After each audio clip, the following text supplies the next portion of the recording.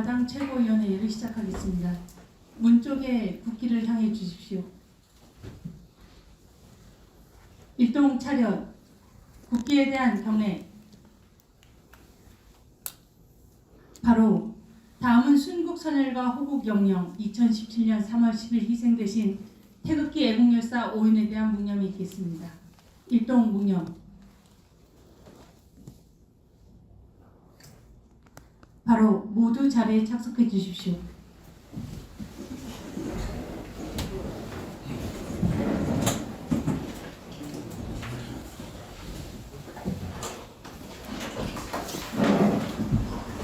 (21대) 총선에 출마하신 출마자분들과 또 자원봉사에 헌신해 주신 자원봉사자분들, 또 각 지역의 애국 동지들의 헌신적인 선거운동에 감사를 드립니다. 오늘이 박근혜 대통령께서 옥중투쟁하신 지 1114일째 되는 날입니다.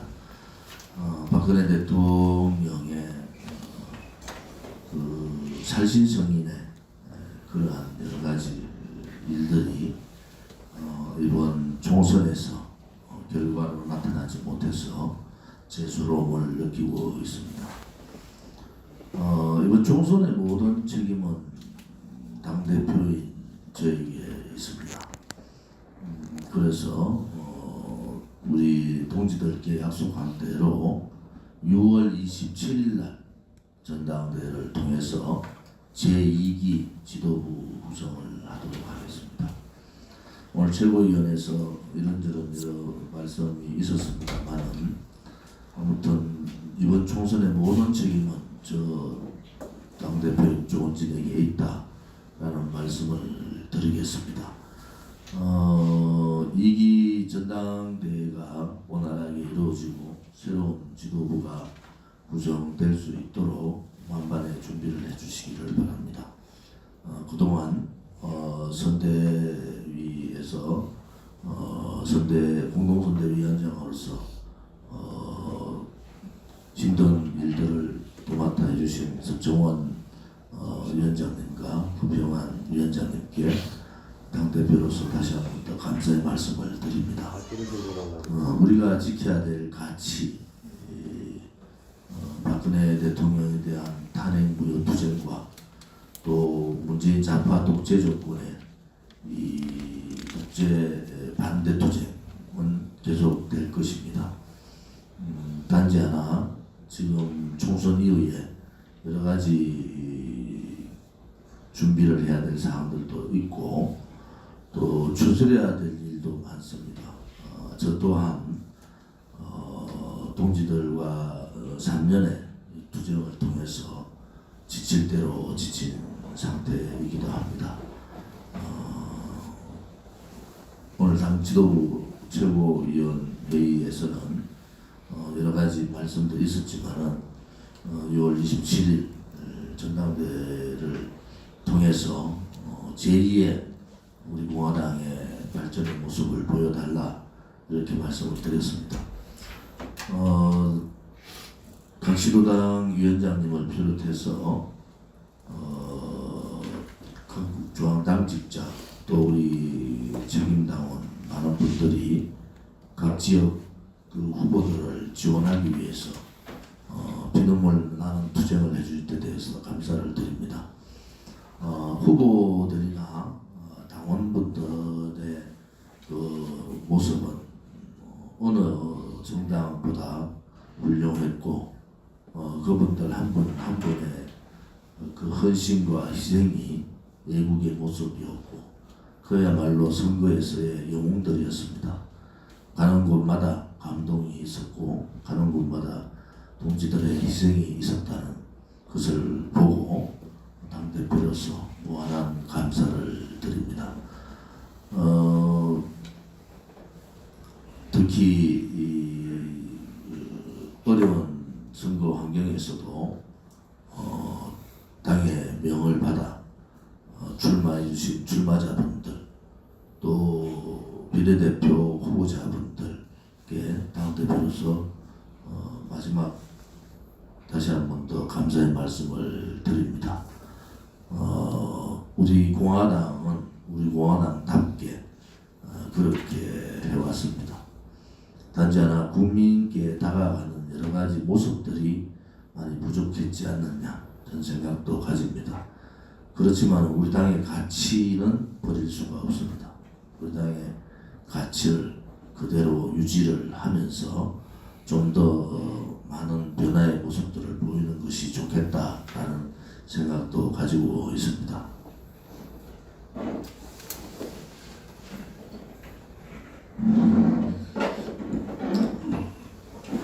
존경하는 국민 여러분, 우리 공화당 당원 동지 여러분, 제가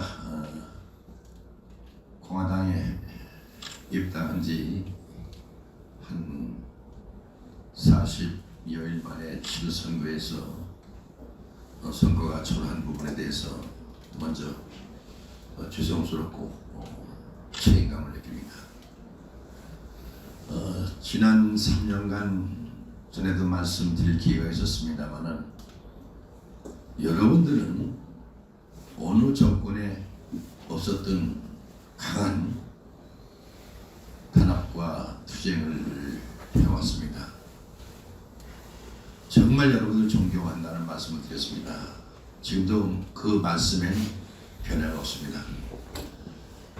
그러나 시대가 많은 변화를 요구하는 것 같습니다. 조금 우리가 그런 부분에 변화에 부응하지 못한 부분도 있지 않았나 생각을 합니다. 정말 제가 공화당에 입당한 것은 조은진 대표를 비롯한 여기 최근 여러분들, 간부 여러분들, 그리고 당원 여러분들이 그 고생하는 모습을 보고 저게 바로 정치의 힘이다. 나도 몸담아야 되겠다. 그런 생각을 쭉 해왔던 것입니다. 정치에 있어 두 가지 부류가 있다고 생각합니다. 하나는 늘 권력을 쫓는 부류, 또 하나는 신의와 그리고 포옹의 정치를 하는 그런 두 부류의 정치가 있다고 생각하는데, 나도 후자의 부분을 쭉 정치한 가치로서 추구해왔습니다. 그래서 신의의 정치입니다. 오늘 참 조 대표가 책임을 진다는 말씀을 듣고 저도 가슴이 뭉클했습니다만은 이 시대의 정치인 중에서 조은진 대표만큼 싸운 사람도 없습니다. 바로 신을 추구해온 정치를 했기 때문입니다. 나는 언젠가는 또 그런 신의 정치의 지도자가 국민으로부터 신뢰받을 시기가 온다고 생각합니다. 저는 이제 정치 마무리 단계에 있습니다. 40년 정치했기 때문에 마무리 단계에 있습니다만은 그래도 우리 공화당 여러분들이 있기 때문에 또 여러분과 함께 같이 몸을 담았기 때문에 마무리하는 마당에서도 즐겁고 아름답게 정치를 해왔다라고 저는 제 일기에 기록을 할 겁니다. 저희 정치 여정의 기록을 할 겁니다. 여러분들 실망하지 마십시오. 그리고 여러분의 가치를 추구해 가면서 새로운 흐름에 맞는 정당으로 거듭나면은 언젠가는 국민으로부터 여러분들 껴안음을 받을 것이라 생각합니다. 다시 한번 우리 공화당 당원 여러분들 참 그동안 격려해 주신 데 대해서 감사드립니다. 이번에 실망하셨던 분들도 결코 실망하지 마시고 늘 정진해 주시기를 바랍니다. 여기 오늘 우리 당의 당뇨들 많이 안 계신데 좀 전해 주십시오. 당뇨 여러분들도 고생을 참 많이 했습니다. 임 대변인 참 고생 많이 했고 늘 존경합니다. 최고님들 더 정진해 주시기 바랍니다. 감사합니다.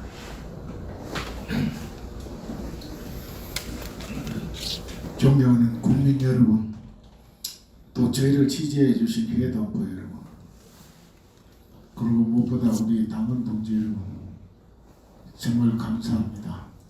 그리고 아주 열악한 환경에서도 기꺼이 후보로 출마해 주시고 끝까지 완주해 주신 출마자 동지 여러분께 진심으로 감사드립니다.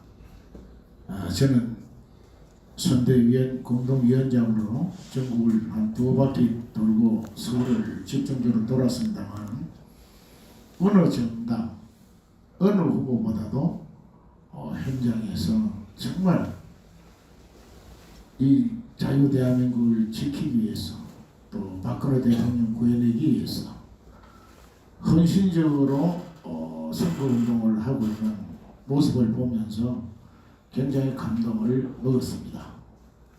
지금 우리 결국 패배한 거 아닙니다. 원내 진출에는 실패했지만 한번 생각해 봅시다. 저는 승리한 선거라고 봅니다. 이거 자화자찬이 이거 변명이 아닙니다. 불과 3년 전 우리가 창당을 하고 조진 대표를 대선 후보 냈을 때 그렇게 열심히 했는데 48,000표 받았습니다. 당시에 48,000표. 여러분 아마 기억 안 하실지 모르지만 이번에 우리 20만 표 받았어요. 3년 만에 거의 5배 지지를 늘었습니다. 이거 우리 간단한 거 아닙니다. 우리가 뭐 조직이 있었습니까? 그렇다고 후보를 사전에 내가지고 지역 관리를 할 수가 있었습니까? 문재인 좌파 독재 정권에 대항해서 싸우느라 하루빨리 대통령 구출하느라고 집회를 열면서 국민에게 호소했고 투쟁했던 겁니다. 저는 결코 이번 선거에서 우리가 패배했다고 생각하지 않습니다. 국회의원 한석 당선 못 시킨 게 아쉬웠고 더욱이나 우리 당 대표인 조진 대표가 정말 대구에서 당선되어 올라오기를 우리가 간절히 고대했는데 우리 국민들이 결국 조진 대표를 찍어주면 1번이 되지 않느냐 이 프레임에 대고 가니까 분위기가 확산되더라고요. 결국 그걸 극복 못한 것이지 결국 조진 대표가 역량이 부족했거나 우리가 국민 지지로부터 소외받아서 이런 결과는 아니라고 봅니다. 저는 앞으로 우리의 이 노선 투쟁, 이 자유대한민국을 문재인 좌파 독재 정권을 지켜내고 박근혜 대통령 구하는 것이 바로 대한민국의 진실과 정의를 구해내는 이 노선 투쟁으로 우리가 끝까지 가야 한다고 봅니다. 앞으로 시간이 흐르면서 저희들이 투쟁이 옳다는 걸 국민들이 알아줄 날이 반드시 옵니다. 이번에 180석 얻었다고 자만하는 지금 문재인 정권 반드시 연방제 기업 밀어붙일 겁니다. 벌써 국가보안 폐지 얘기도 나옵니다. 국민들께서 아 맞아 우리 공화당이 저렇게 하고 싸운 이유를 이제 알겠구나 하는 날이 반드시 온다고 저는 생각합니다. 또 그걸 해야 되는 거예요. 우리를 위해서 우리 자식들을 위해서 해야 되는 겁니다. 그래서 결코 좌절해서는 안 됩니다. 우리 조진 대표 그동안 고생 많으셨고 잘 싸워왔어요.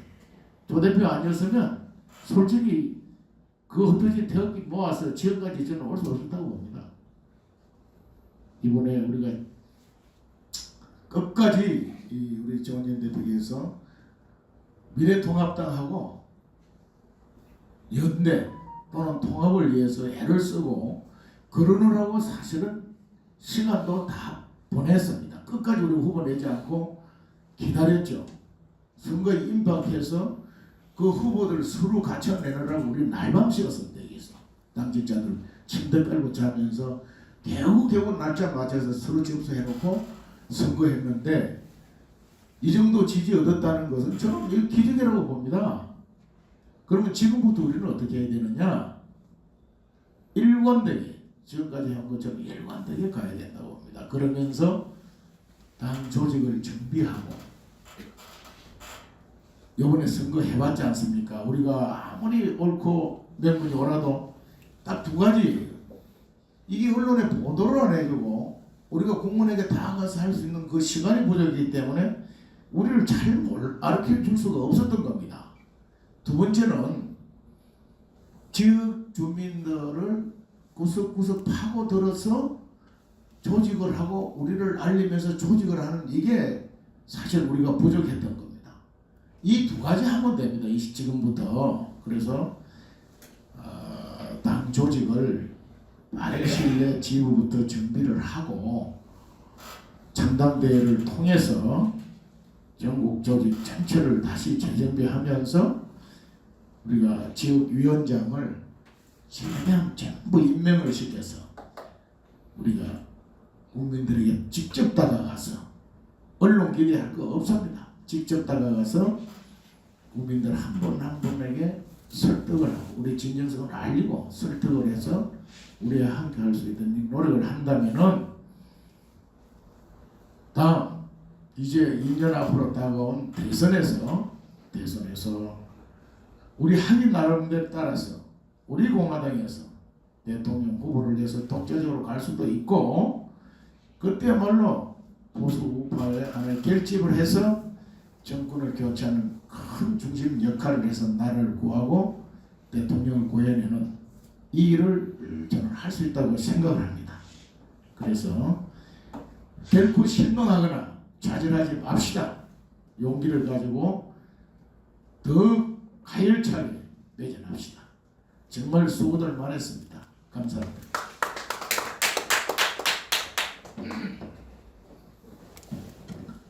네, 안녕하십니까. 반갑습니다. 저는 자화자찬 이렇게 자꾸 이야기할 수는 없고요. 학자니까 잘 된다, 희망을 갖자, 좋은 말씀이십니다. 근데 학자로서 분석의 틀을 가지고는 제가 이제 지역에서 직접 가 있었고 많은 것을 느꼈습니다.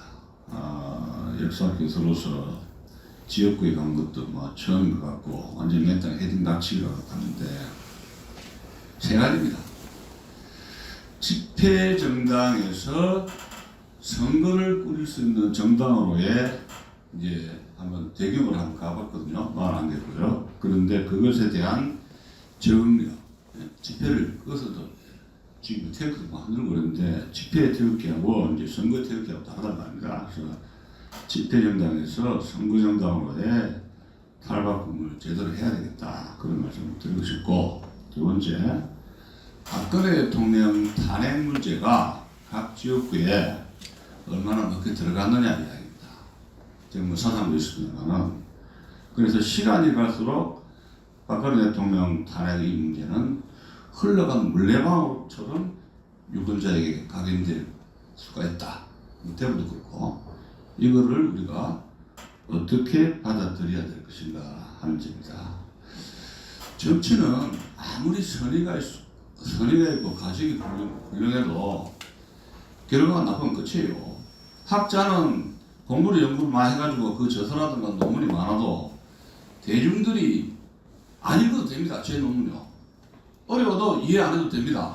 그런데 전쟁과 정치는 결과에서 판가를 나는 겁니다.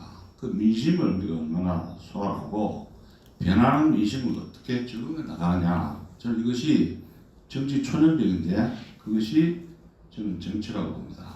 그 말씀을 드리고 싶고 정치는 결과에 대해서 책임을 지는 것이다. 책임 정치를 해야 된다고 말씀드리고 싶고 셋째, 이번 국민들이 미니 정당을 내면해버렸어요. 미니 정당을. 여야 할 것 없이 미니 정당이 박살났지 않습니까? 그래서 사실은 미래통합당 제가 비판을 좀 자제했습니다만은 미래통합당이 처음에 자충수를 든 것이 더불어민주당에서 비정당당을 안 만들었지 않습니까? 그런데 무슨 그렇게 그 100석이 넘는 미래통합당이 그것 가지고도 제대로 투쟁을 못했는데 또 위성장난을 만들었잖아요. 여기에서 이제 사고가 터지는 겁니다. 그러니까 더불어민주당이 아이쿠야 우리도 만들자 해서 당을 또 만들었지 않습니까? 그쪽에서. 그러면 이것이 앞으로 국회에서도 논의가 돼야 될 것이 한 정당이 2개라든가 3개 만들어도 되는 거예요? 예? 이거 위헌소송해야 돼 이런 거를. 그래서 미니 정당이 쓸 자리가 없어진 거 아닙니까? 비례도 찍으려고 해도 말이죠. 지금 4개, 3개, 4개가 되는데 미래통합당이 미우나 고우나 우리 공화당이라든가 무슨 뭐 대구 집회 좀 찍어주라고 그걸 말할 수 있는 거 아닙니까? 서로 돕고 도와야 되는 거 아니에요? 그 당을 만드니까 여기저기 더불어민주당에서 아이쿠야 해가지고 그렇게 하는 그 거대 여야 정당들의 이런 위성정당을 통한 그 꼼수 정치. 예? 제가 뭐 정치한 지는 몇 년 안 됩니다만은 솔직히 말해서 국제적으로 정당을 이렇게 하기가 좀 창피스럽습니다. 제가 뭐 국회 지역구에 뭐 당락을 떠나서 품격을 갖춰야 되고 위상이 있는 거 아니에요. 정당으로서 정정당당하게 싸워서 지든지 이긴지 정정당당하게 싸워야 되겠다. 지저분하게 싸울 게 아니라.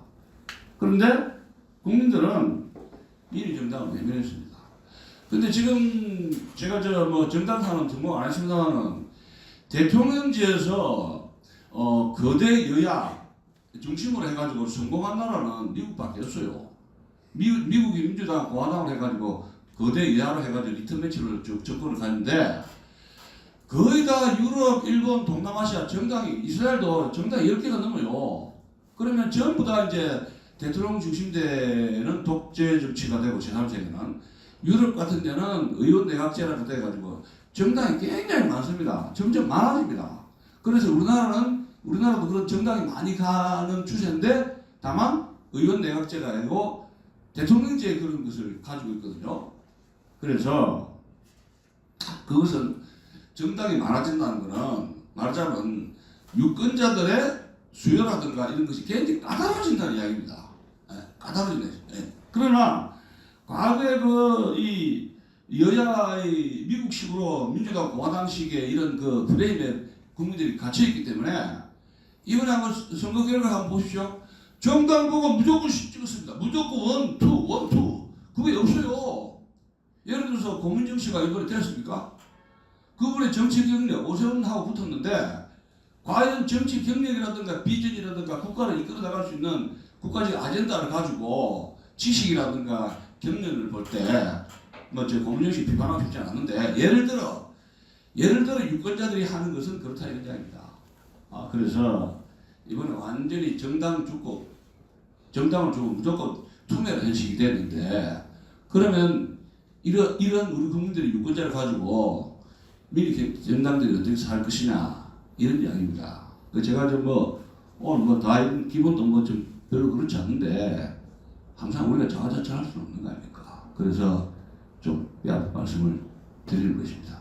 하여튼 끝으로 제가 참 부산에서 동지들 엄청나게 많은 도움받고 그 헌신에 제가 사실은 굉장히 감동을 받았습니다. 참 감사하게 생각합니다. 이상입니다.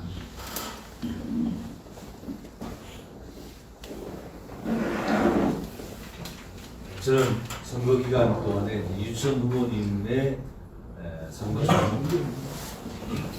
사무원으로 이제 참여를 했는데 학교도 강의 있는 날은 참여하지 못하고 근데 어떤 날 강의 없는 날은 계속 참여를 했습니다. 근데 상당히 제가 얻는 바가 컸다고 말씀드리고 싶고 이번 선거의 가장 큰 특징 또 프레임이 뭐냐면 하여튼 양 진영의 거대 정당 중심의 단결 결집 이게 프레임이었던 것 같습니다. 그러니까 군소 정당들은 다 거의 완전히 수풍 낙엽처럼 떨어지게 된 거죠. 그 흐름에 사실 우리 원앙도 영향을 받았다고 생각합니다. 사실은 그러니까 어떤 날 우파 진영 그렇고 좌파 진영 그렇고 하여튼 제일 큰 정당 거대 정당 중심으로 몰아서 좌파 진영은 문재인 저 탄핵할까봐 그 막아야 된다고 생각하고 우파 진영에서는 어떤 간에 심판해야 된다고 생각을 하고 그래가지고 그 프레임이 형성이 되면서 우리의 입지가 굉장히 좋아졌다 그런 생각을 합니다. 근데 저는 이번에 이제 선거를 하면서 느낀 게 뭐냐면 이 선거 유지차를 타고 많이 다녀봤는데 사상입니다. 부산 사상.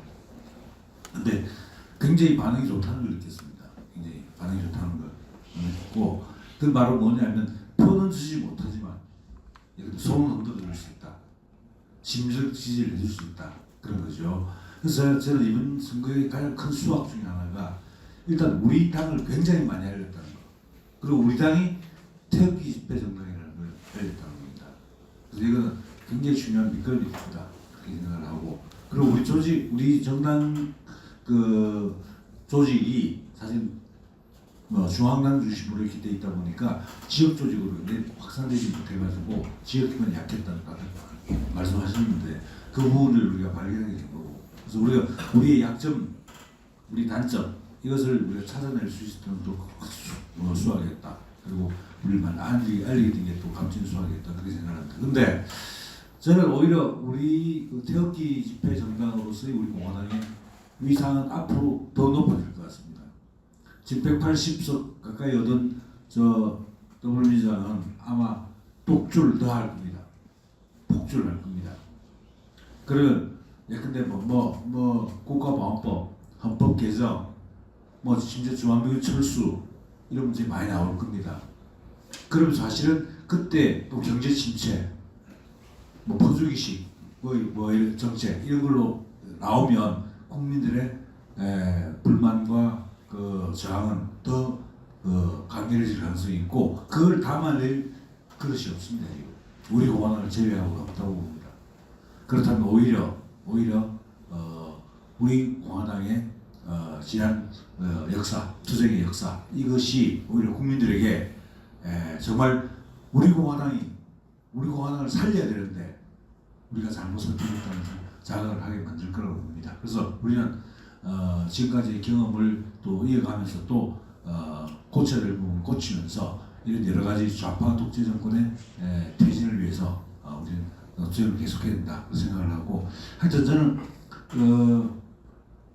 우리 공화당이 약화되는 것, 우리 공화당이 약화되는 건 1번 정당과 2번 정당이 우리 공화당을 약화시키려고 안간힘을 쓰고 있습니다. 문재인 좌파 독재 정권이 우리 공화당을 죽이려고 할 겁니다. 근데 우리는 절대 죽어서는 안 됩니다. 그래서 적이 좋아할 일을 우리가 해주면 안 되는 거죠. 그래서 우리는 더 우리 통지인들 단결하셔가지고 물론 일시적으로 약간 정말 그 마음에 상처를 받고 그렇게 좀 맥이 빠지는 일이 있었다 하더라도 다시 몸을 추스려서 우리 단결력을 다시 회복해서 문재인 좌파 독재 정권하고 싸워야 되겠습니다. 네. 감사합니다. 네, 우리 존경하는 당원동지 여러분, 먼저 감사하다는 말씀 드려드리면서 지난 총선 기간 중간에 우리 당원동지 여러분께서 보여준 그 헌신과 애당심에 대해서 너무너무 고맙고 감사하다는 말씀을 드리겠습니다.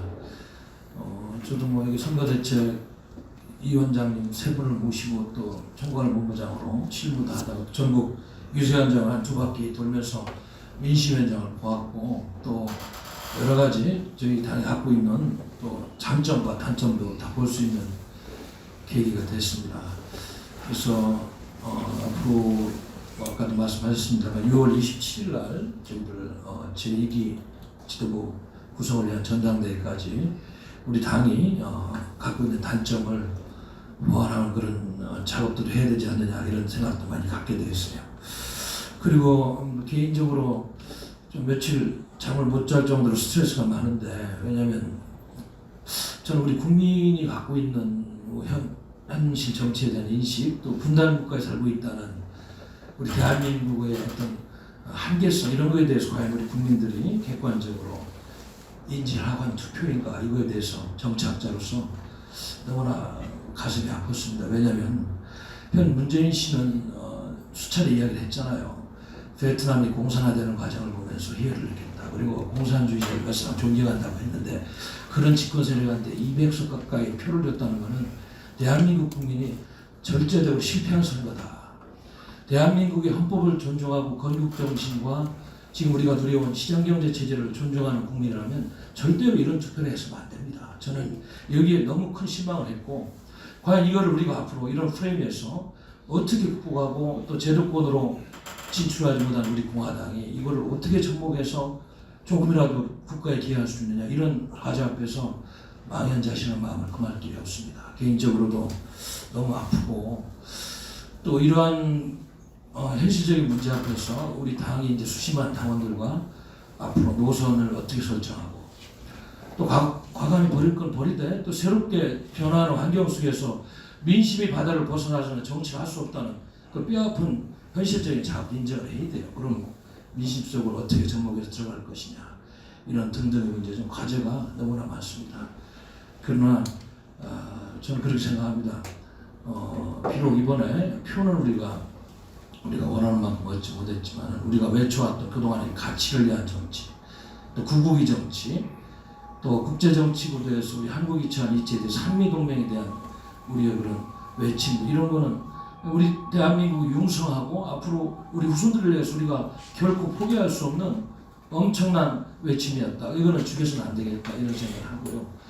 아무튼 6월 27일 날 전당대 2기 지도부 구성까지 또 보충한 점을 보완하면서 우리가 아픈 것은 아픈 대로 치유하고 미래에 또 우리가 갖고 왔을 비전이 무엇인지 고민하면서 다 같이 고민하는 그런 시간이 됐으면 좋겠습니다. 여러분 정말 고맙습니다.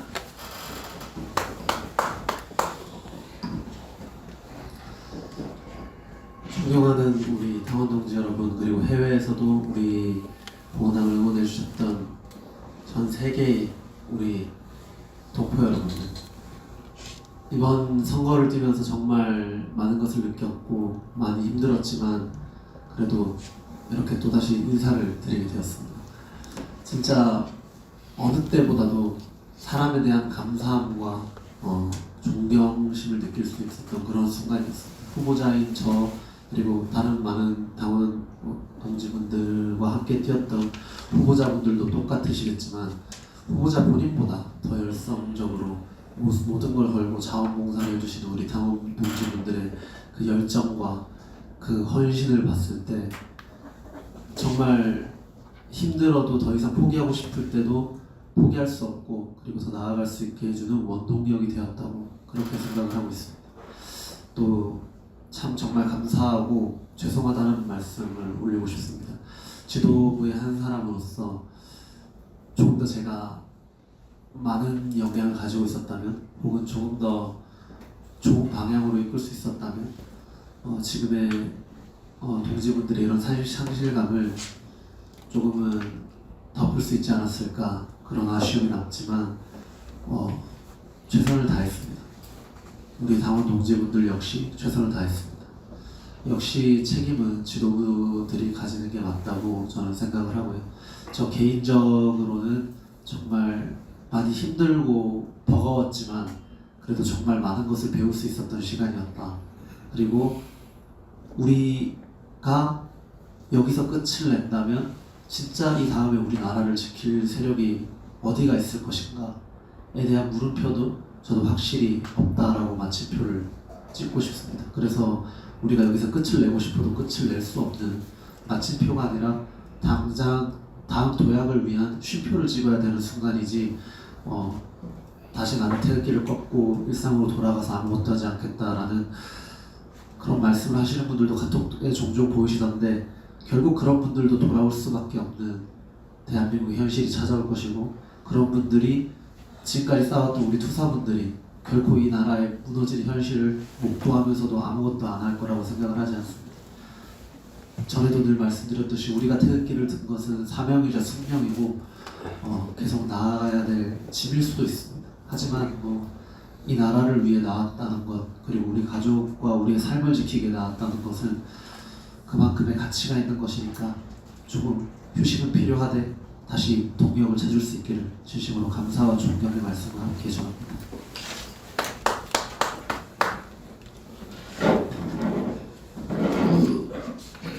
당사무총장 스승근 사무총장이 사의를 표해서 사의를 수리하고 박태우 최고위원을 사무총장 겸직으로 임명합니다. 그동안 선거기간 대행 역할을 해주셨는데 겸직으로 전당대회에 만반의 준비를 해주시기 바랍니다. 회의는 이것으로 마치겠습니다. 박수 한번 칩시다 우리. 고생했어요. 고생 들어갔습니다. 시작하는 거예요.